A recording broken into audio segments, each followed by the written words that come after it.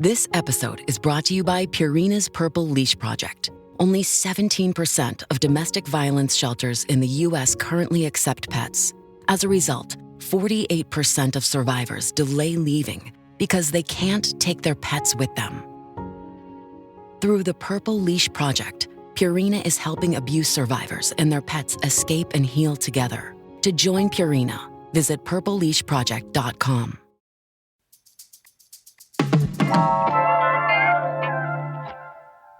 Well, the first ever Las Vegas Formula One Grand Prix has come and gone.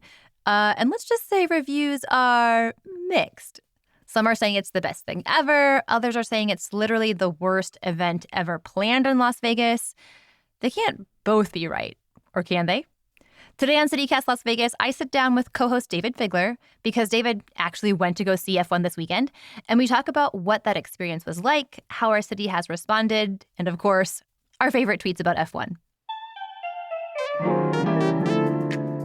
It's Tuesday, November 21st. I'm Sonja Cho Swanson, and here's what Las Vegas is talking about.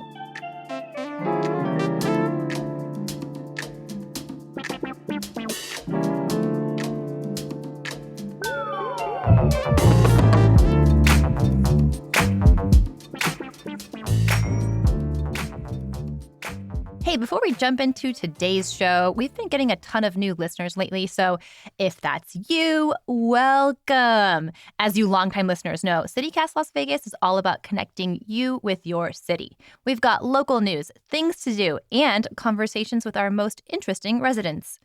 We are here every weekday, and we hope you make it a habit. All right, Dayvid, welcome to your very own show. Hi. Hi. It's so nice to be here. It's such a friendly place. And, It is. for all of our listeners, we go out and do the things so we can report back to you what's up. There you go. So, Dayvid, you actually went to go see F1. Tell me everything. What was it like? I did. Oh. So first of all, I have to just say that in a very old school Vegas fashion, tickets fell in my lap. And that's all I'm going to say. Dayvid with the comps. Dayvid with the comps. And I will also say that a lot of people sitting where we were sitting also did not pay for their tickets. So that's always an intriguing and interesting part of any major event. So we were seated over at the Ellis Island viewing spot, which had been set up over there on Koval, in tickets that had a face value of, wait for this, $1,500 a ticket. Yikes. Yeah. And obviously not even the cheap seats when it came to F1 this time around. So, part of the struggle was figuring out, literally, how do we even get there? Because you don't get a lot of information. So we went just on Saturday night, which is when the big race happened. It's only a 90-minute race. And so we figured, well, we should get there a little early just to soak in the vibe, see what it's all about. The walk wasn't too bad. It's only a couple blocks to the corner of Koval and Flamingo. And once we got to Ellis Island, we kind of cut through the casino and made it right up into an entry point, which was really easy breezy. Was it really crowded in the grandstands where you were? For a lot of people were tailgating, and that was kind of interesting too, is that they had this whole tailgate section set up behind the grandstands where our seats were. So they had food and beverages. There were bars. There were exhibitors, I guess, from different companies. There were scantily clad ladies that were doing a little bit of a small shiver dance because it wasn't warm. But there were also DJs, and there was a lot of, as I like to say, mishigas. There was a lot of craziness happening in the back, and it was pretty crowded with people. We walked up to the stands a little bit earlier, and there weren't a lot of people there yet. But once the race had actually started, it filled up pretty good. So it was a good crowd. What did surprise me was the very limited view of the race itself. Like, you just kind of have a little narrow window of seeing zoom, zoom, zoom. Like that, like you could barely focus before it's gone because they're moving it's a straightaway, so over 200 miles an hour at point. And everyone basically has their eyes peeled. and everyone basically has their eyes turned to giant TV screens. So like watching it just to kind of figure out what the hell's going on and what the standings are at any given time and wherever all the racers are. And then you look back at the track to verify the information that you already have, like, Verstappen, verifying that he is indeed in the lead still, which he was most of the race. And so, we were enjoying the experience. We were definitely drinking cocktails and watching Vroom Vroom. It seems like maybe the socializing is almost like more of the point than the actual race. Like those fancy horse races where like the hats are a part of the, big deal, and like see and be seen and go for like the fancy cocktails and like your with your mint juleps, or like I would say even like baseball where you go for like the fan experience and the hot dogs more than the actual. I mean, personally, I would say more so than the game. Yeah. Is it more about the icing than the cake? Yeah, I think it was kind of communal. And what's funny is that, speaking of mint julep, there were special beverages involved in this one too, because we were at the Ellis Island, and that family owns the lodge up in Mount Charleston. So there was famous eggnog and Mount Charleston coffee available for drinking too. It's funny, I never really thought about it. When I was a kid, I used to go to these horse races all the time with my dad at places like Del Mar and Hollywood and stuff like that, because he was a big horse racing fan. And it was a little bit like that, although even in the stands of a horse race, you kind of see the horses, you see a lot more of the field, let's put it that way. Fair. I just want to know if you got a big fancy hat for this F1 race, David. I did not wear a hat. I was wearing my little beanie just to keep my bald head warm. But it was definitely fun. And we were watching, the TV for a lot of it, including the opening ceremonies, which were really interesting too. Got to see Donny Osmond sing. How exciting to see Donny Osmond sing in Las Vegas, I got to tell you.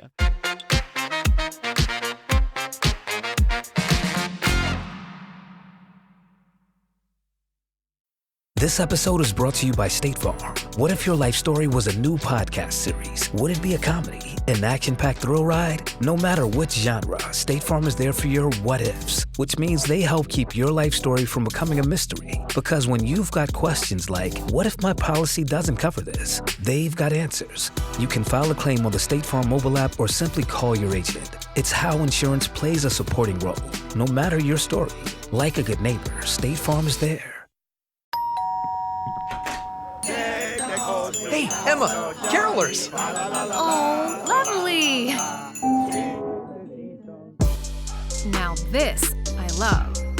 This season, gift Samsung Galaxy Buds 2 Pro and surround the ones you love with the sounds they love with studio quality sound and intelligent active noise cancellation. Add the new Galaxy Z Flip 5 and let them control their music from the front cover with Flex Window. Shop these and more great gifts now at Samsung.com. I mean, obviously you got your ticket for free, but if you were to have paid for this $1,500 ticket, would it have been worth it? As a person who's not an F1 fan, where we were, as lovely as the accommodations were being provided by Ellis Island, it was a great party. It was definitely a spirit in the air. People were so excited. That's fun being around. That's not a value for me. Probably not for a lot of people, but people say you've been somewhat critical of some of the aspects of F1, and that's true, but I also can enjoy a party, and it was definitely a party to be had. They put a lot of work into that. I mean, heck, they gave trillions of dollars of infrastructure and cool buildings and great sites that are, rival anything internationally with the city of Las Vegas over to a private corporation to throw a party. You bet that party's going to be fun, and it certainly was, Sonja. Okay. Well, there's that at least. But let's recap because, F1 has been bombarding the news, bombarding the headlines. We got to talk about some of the notable moments from this year's Formula One Grand Prix. Can I just say my first and my favorite is all the photos and videos of people who are tearing down the screens across the viewing bridges. There's something kind of like, power to the people about that I love.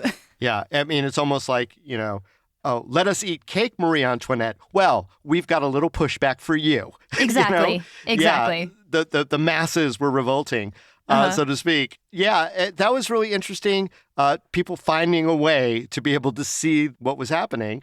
Did you have any favorite moments from this year's F1, David? Of the hype? Oh, 100%. There were so many bizarre moments. I got to say this. Somebody shared with me a video that I guess Skynet, which is the people who broadcast F1, started their coverage with the most bizarre, dramatic interpretation of the song Viva Las Vegas by the actor Jared Leto. No, oh my God, please play this for me right now. Please play this for me right now. Okay, I'm going to send that over to you and play this because it is Very last freaky. time. If I wind up broke, oh well. And I'll always remember that I had a swinging time. I'm going to give it everything I've got. Lady Luck, please let the dice stay hot. Let me shoot a 7 with every shot. Viva Las Vegas. Viva Las Vegas. Viva Las Vegas. Oh my God, what did I just watch? What was that? What the heck? Yeah, what? I mean, okay, I guess I accept that To the Universe, that's our song that we all love and care about and are proud of as being the song of our city. Not true, but I get it. It did not need a dramatic interpretation from Jared Leto. That was the creepiest version of Viva Las Vegas creepy. I've ever heard in my life. Well, maybe that'll finally kill that song as being our song, and maybe someone will come up with someone local will come up with. It's a better certainly version. a blow. Yuck. Good Lord. There was a lot of weirdness, the fact that the county commission threw this party and none of the county commissioners seemed to be there or acknowledged, certainly when they were introducing like the governor and some of our congressional delegation. I was like, that's a weirdo thing. I liked the energy, though. I mean, I'm going to say one of my highlights of it was that as much as, people wanted to ride a lot of the inordinate amount of planning and disruption that it took, look, if somebody was given literally the strip to throw a party, these people did a great job with it. I mean, there was just definitely a lot of fun in the air. Okay, we have to talk about the notorious manhole cover. Oh, yeah. I mean, that wasn't my happened. night, but I saw it too. That happened on Thursday during one of the practice rounds. And so I think it was something like 9 minutes into a practice round. One of the cars hit a manhole cover that wasn't properly, sealed down in the street, causing a flurry of sparks that lit up the section of the track. And they had to pull that car out of rotation and actually shut down the entire track for the rest of that practice session. Yeah, I think it was actually like a drain cover or a flood drain cover or something like that. Yeah, but whatever it was, it flipped up and made a very dramatic, it broke one of those $1 million+ cars. Oh, God, right. And so then they had to go around and, check all of them. And I heard a rumor that there wasn't even a Las Vegas paving truck on site, and they had to call one, and the closest one was pretty far away, and I had to deal with all the traffic that they caused to get there, and that was part of the delay too. And that all the people, had to go home, and then they just canceled the night. I felt so after bad they paid for those tickets. Yeah, and some people, only had the one night. Speaking of that, did you see that there's a class action lawsuit? Duh. Yeah. Yes, of course. I mean, people who friggin' lawyers. Right. But also, I feel like it's such a Vegas thing. Billboard staple, Demopolis Law will be handling this class action lawsuit. Yes, they will. I think with another firm as well. But either way, they were pretty quick on the trigger on that one, that, people felt that they had been ripped off and asked for refunds and didn't get their money back. But I guess they sent them a $200 gift card if they had a one-night-only ticket for merch. A $200 gift card for merch? Are you kidding me? Yeah. What is that even going to buy? I don't know. I actually went over to the website to see, because when I was walking around and there were obviously a lot of merch booths, everything looked super duper duper expensive, like hats for like regular old baseball caps. This is a baseball cap for like 80 something bucks. I mean, that's not even. No. Vegas Golden Knights have really expensive merch, and that's like beloved merch that people really want to walk around with. It's not that level of expense just for a baseball cap. No. So I guess it would get you a couple articles of F1 clothing or some other trinkets. I'm not really sure that satisfied people. What with sales tax, you could probably buy 2 baseball caps. There you go. That's wow. it. Here you go. Sorry that your dream of finally seeing F1 in fabulous Las Vegas was shattered. Here's a baseball hat. Yay. Okay. I need to speak to a manager. So this just, I mean, that whole manhole cover practice session, $200 gift card debacle just really seems indicative of like the poor planning and the poor response to like, maybe like the few locals who'd been able to cough up $200 for like a practice session ticket and because they couldn't afford or didn't have the connections for a comp for a $1,500 ticket. So I feel like this is very emblematic of like the F up, Yeah, well, I'll say it was lingering on the minds of the people we were sitting around because of an announcement that came out right at the beginning of the race on game night. Because what happened was right at the very beginning of the race, a bunch of cars seemed to like skid off the track, like right at the beginning. So they were under a yellow flag, which is like the caution safety. Yeah. And you can't pass cars while it's yellow flag. And there were quite a few laps, especially in the beginning, that were under this yellow flag. So you can't really see a change in the standings because they have to follow the safety car. And so the announcers came on and they're like, yeah, so here's kind of what happened. As is tradition, we had a parade around the track right before the race of classic old cars. Yeah. And some of those cars leaked fluid on the track and we don't have enough time to clean it up. So we're just going to go with it. And then all of a sudden you're starting to see like some unexpected collisions. And then one car skidded so far off, it basically blew up and ran into the barriers where the win is. And so there were a lot of people mumbling about like they couldn't get the drain covers down. They let fluids on the thing. This is really unprofessional. So that was kind of a thread that was happening, spontaneous to people being excited about the race going off too. Very interesting. Yeah. So I was not at the race, but I did really love seeing a lot of the social media coverage of what was going on, especially some of the funniest, like spiciest or snarkiest tweets. There were a lot. There were so many. Why don't we each just pick one and share our favorite tweet of the event? All right, so I'm going to choose one. I'll start off. I got to say, I really loved all of Brett Forrest's coverage. He's our friend who's a producer and reporter over at Channel 3. Been a guest on the podcast. And a guest on the podcast. And he was out there like amongst the hoi polloi and was like, you can try to stop people in Vegas from watching an F1 race for free, but they will still find a way. ... Just ride the escalators over and over again. And he had like a video of people going up and down the escalators. It was so funny. David, do you have a favorite tweet? So I have to admit, my guilty pleasure here was really just watching Vital Vegas because he was not a fan of the F1 experience itself and was getting people really riled up, especially F1 lovers. And my favorite tweet of his was basically, if you think months of gridlock, disruption, and blocking iconic Las Vegas attractions for a 90-minute car race is okay, you may be beyond help. And then he hashtagged it WTF1. Oh, spicy hashtag too. Yeah, so that was a lot of fun with, 280,000 views. So God bless. Oh, yeah. He was probably the leader of the movement saying, what the hell is this? But he also had fun posting some of the cool videos that were going on too. So, it's all over the place. Yeah. The comments, oh my gosh. So good. I know. Yeah, the comments are always the best part too. Okay, so David, this all leads to the ultimate question. Okay. In your view, was F1 a success? And will we ever know? Ooh, that's deep. As a party, yeah. As a race where no one died, 100%. Hey. And I have friends who are F1 fans, and they are very convincing in telling me that this was one of the best F1 races that they'd ever seen, though I don't really get it. It seemed like the guy who everyone predicted to win was leading most of the race, but I guess there was one little setback, and then he came back and fought, and everybody was really excited about that. And so on that measure, that level, yeah, absolutely a success. The economics are going to be really friggin' weird. If you just look at money earned, I think it's going to do okay in as far as that metric goes. But, you have to start, logically from how much money is normally made that weekend. I know that it's traditionally considered a slow part, but it's not a zero.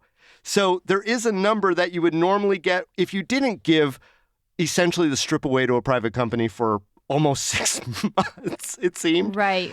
And so that's kind of one measure. And then, as many stories like the one in the RJ, which was Las Vegas resort people say, the greatest event in the history of Las Vegas ever. There's going to be... You the confetti. Right. Other stories that are like, small businesses in downtown suffered greater than ever before. So how does it balance out? Where does that money actually go? The trickle down, the taxes, there's so many factors. All the taxi and rideshare drivers who lost income. The disgruntled workers, the people who had to wait for hours to get to their job where they stood on their feet. I mean, a lot of tangibles, intangibles, numbers that will, numbers that won't be considered. Is it a success? Well, if I guess the head of the LVCVA, Steve Hill, still has a job after the Super Bowl is done, it was probably at least some measure of success for him. And if you see that he is stepping down for family reasons, then it probably wasn't a success. That's going to be my weird measure of this. Oh, interesting. Yeah, okay. Yeah. I mean, he's the biggest cheerleader. So I think he becomes the scapegoat. Either he is going to be lauded and heralded, or the county commission is going to be like, yeah, who's the new LVCVA head? Yeah. Steve Hill, Canary in a Coal Mine. All right. Well, let's see how it goes. Let's see if, the Canary in the Coal Mine ends up singing a little song or not. And...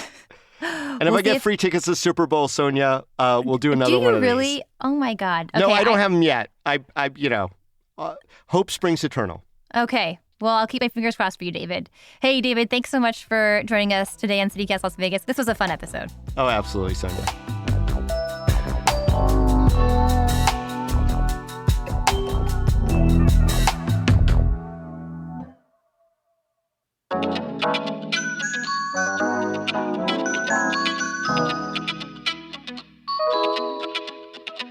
That's all for today here on CityCast Las Vegas. If you enjoyed the show, go tell a friend, share it with 3 of your besties. Then rate the show, leave us a review, and subscribe to our morning newsletter. We'll be back tomorrow morning with more news from around the city. Take care.